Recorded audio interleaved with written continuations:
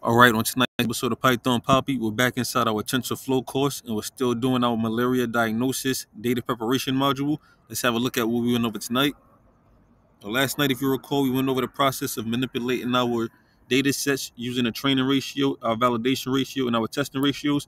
And tonight, we're going to pick up where we left off. Now, let's suppose we have no val ratio for this example. So you see we still have a 0.6 for our training ratio, and a 0 for our validation ratio, and a 0.2 for our testing ratio. I already compiled everything, so we don't have to wait tonight and see exactly what's going on. So you can see here, we still have our 60%, 0 through 5, give us our 60%. And then here we have our 6, 7, 8, 9, because we wanted to get the last 40%.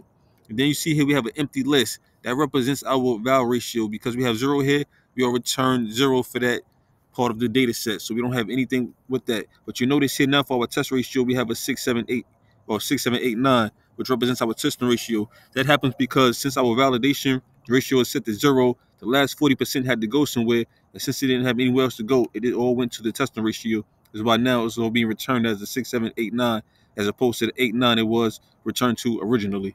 So that's something we did tonight. And also, we actually defined a method so we can actually put all of this code here that was broken up. We actually combined all of that into one function called splits, and we put all the information in here so we can run it separately. And we actually did that. So you can see here, this is the same thing. I just moved that down here. So notice we moved the ratios down here and defined the data sets so that the splits function could be defined properly, because it has to be defined, or the function has to exist first before we could define it down here. So that's why usually we would have moved the whole function up above, but just for clarity reasons and better visuals, I just moved everything, not everything, I just moved the training ratios down here, and then we defined our data sets equaling our splits down here also. But usually we would have just moved the whole data or the whole splits function up above everything.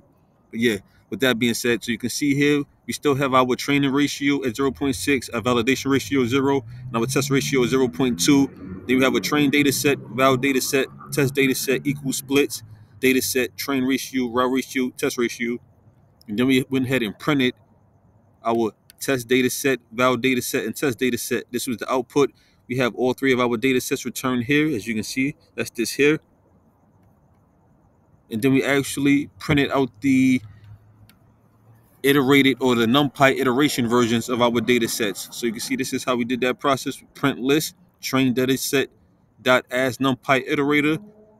Same thing for the val data set as NumPy iterator. Same thing as the test data set NumPy iterator. And it returned our list, as you can see. So you still have our 60%. You can see we have our empty list.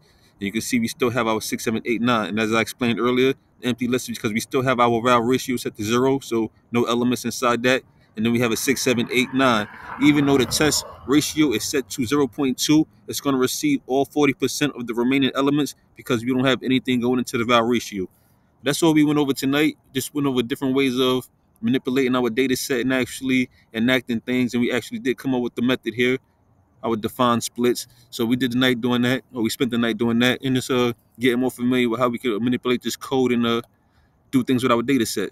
So we're going to keep on moving forward, and of course I'm going to keep you guys posted every step of the way. But for now, this is the Python Papi. You guys stay Gucci.